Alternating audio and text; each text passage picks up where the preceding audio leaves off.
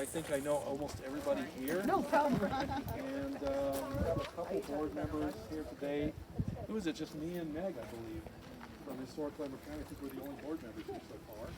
We might have one other coming up from Loveland. And the next event that we have scheduled, we don't have the location pinned down yet, but it's going to be the day after Veterans Day.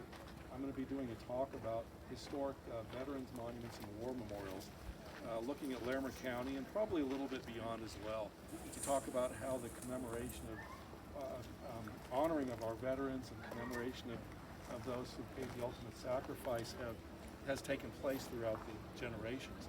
So starting back with Civil War commemoration, going up all the way through the present. And we're trying to get we're trying to hold it in the VFW post in Loveland in the evening after the day after Veterans Day. But anyway, take a look at the website. We'll be updating that as things get pinned down here over the next week or so. So can everyone hear Ron okay, or should I go get a microphone? You're going to have to speak up. I brought the Fort Collins Historical Society one. Oh, the one that we use at the Roberts Ranch went home with Ray. Oh, okay. And Well, the I have other a one's not backup if working. we need it. Maren's going to use her outdoor voice. I am. Seeing as how we're outdoors and all. And all, it's a small group, so I think we'll be fine. I want to introduce Maren Bzdek. Bzdek? Got it on the second Thank try. you, Bzdek. Yes, I knew the first one. Bzdek, from the city of Fort Collins. She's a wonderful historic preservation planner with the city. We have a handful of people. Jim's another one that's new to the city. But Maren, you've been there for a few years now. Since 2015.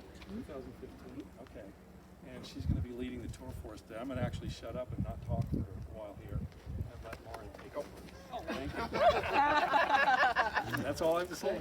Having said that, though, I want to encourage you, Ron, and all of you who have tidbits of information, questions, whatever it is, jump in anytime, interrupt me. This is informal conversation. We're going to be walking together. We're going to have several stops along the way where we'll have pauses in between for you to kind of process what you've heard, and then when we get to the next stop, you can ask questions. So please feel free to do that. I've never actually been on one of your tours before, so I'm really excited to have the chance to share the site with you today. How many people have actually been here before? Oh, good. Here, but not inside ever. Okay, and we don't get to go inside today. Do we get to open the doors? No. Unfortunately not. I don't have keys and we don't have permission to do that today. And there are reasons for that beyond just our own safety and the concerns of this group. As you might imagine, because of the remoteness of the site, there is a balance between appreciating it and interpreting it and also encouraging people to want to try to gain access and poke around, which has become a popular national sport to go into abandoned national buildings, and not national buildings, abandoned buildings, or vacant buildings, I should say.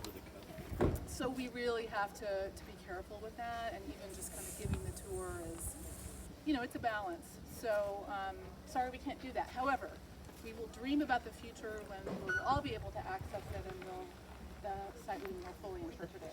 So several of us are from the waterworks in town. Yes. And we are really interested in how did this work? What was the operational piece? So are you able to go into that kind of detail? I am able to go into a certain amount of detail. I am certainly not a water treatment expert. Do we have anybody who's really good with that technical history here by any chance? Okay, so I will tell you what I know, and we can ask questions, and I'll do my best with that. Since nobody's an expert, you can just make it up. I'm just going to make it up.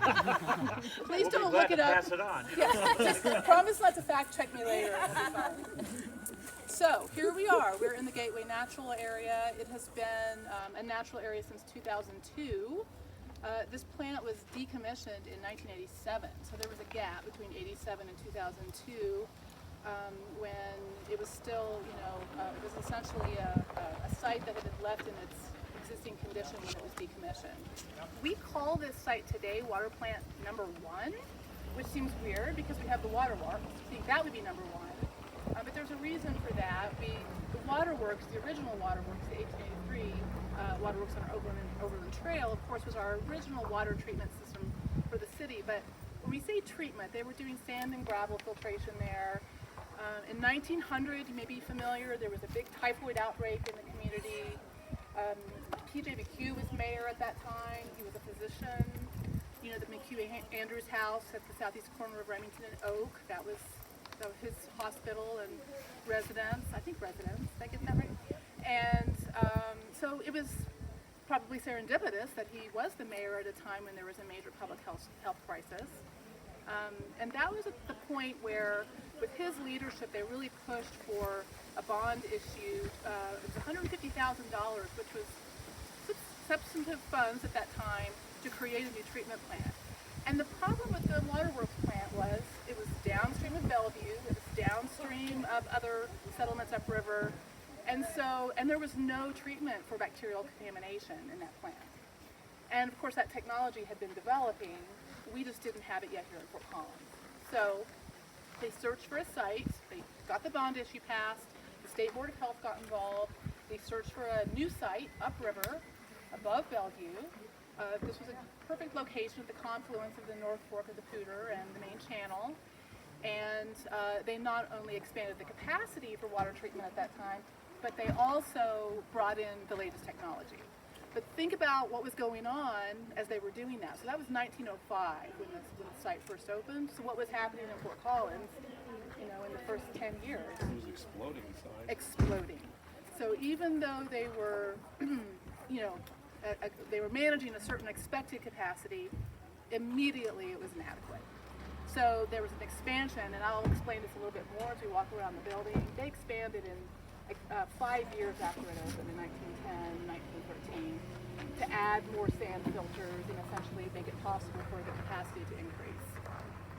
So there's 3 major periods of development up here. I don't know if here. you tied this, if you're going to talk about it, but it just struck me that thinking about this, the timing was also right after the sugar factory opened. Exactly. And the sugar factory was sucking a massive amount of water, not only from the river, but treated water from the city. It was purchasing a lot of treated water. So I wonder if the money from that, the fact that it was paying for all that water, I don't know. That's a great question. Maybe that helped provide some of the financing for a new plant to go in. It certainly was factored into the demand for the immediate upgrade in 1910. Okay. I would imagine it also helped with financing. Yeah.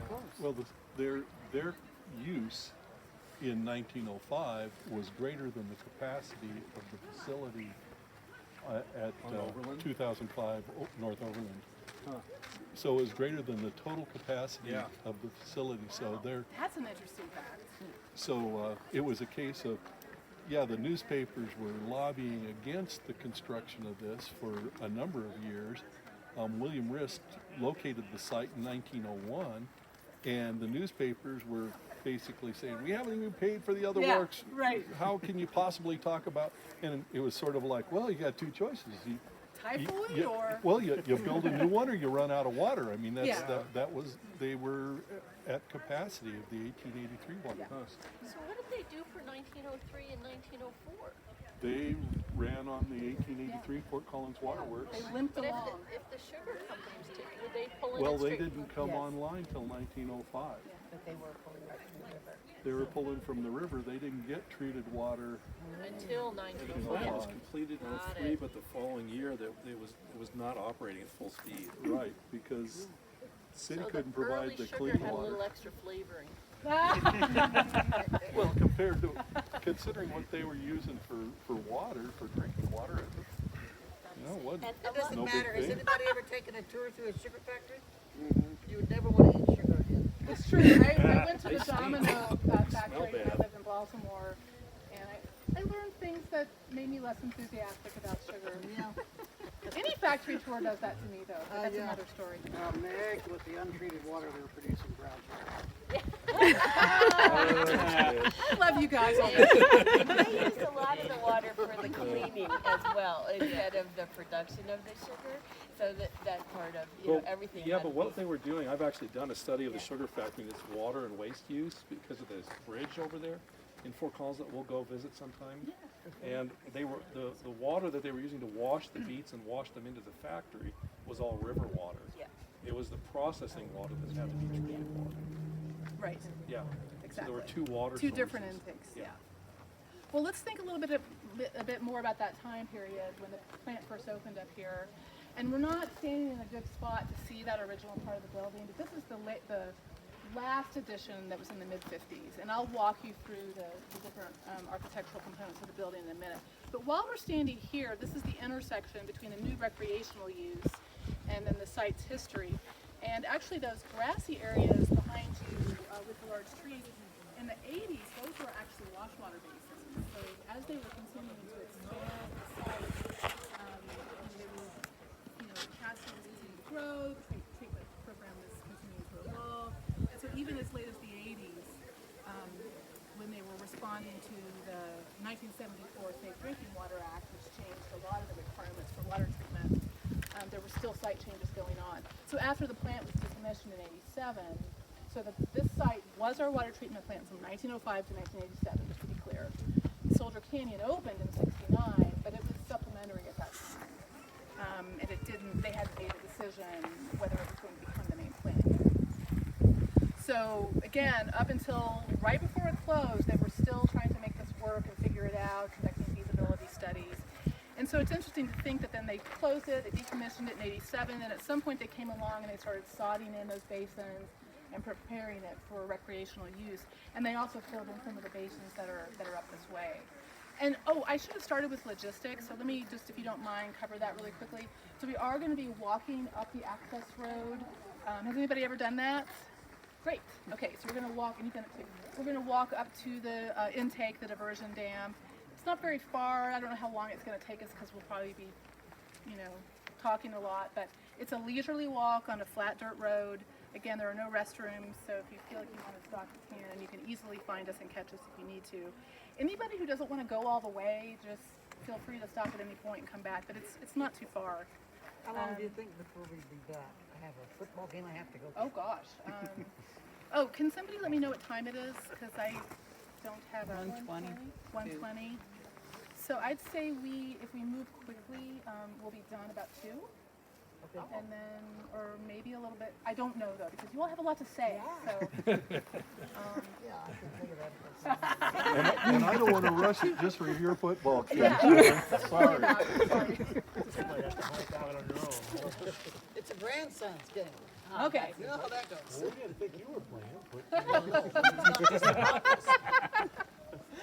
She's a cheerleader. I would love to see Sharon playing. Okay, so what we're going to do is we're going to talk here. I'm going to take you around the back, and I'm going to tell you about the bats. Because I think some of you know that there's bat colonies routine here, and that makes it a really interesting preservation challenge for us. Then we're going to walk up the access road, and we're going to stop a couple of places along the way. So we'll have basically 5 spots, with this being number 1 that we're going to stop and talk. And then, again, you'll be walking along the river. You can get a sense of the site and how the site functioned together. And yeah, so I think why don't we, I'll tell you a couple more things. Let me refer to my cheat sheet so I won't forget to get these facts wrong. So I've talked about the major areas of development for the building, which again kind of coincided with the major areas of growth in the city. So you'll see that, and we'll talk about that some more. And then you're going to learn about the bats, but you're also going to learn about what we're going to do with the building, or what we hope to do with the building in the short term and in the long term. So some of our preservation challenges, and love to get your insights and interests in that area as well.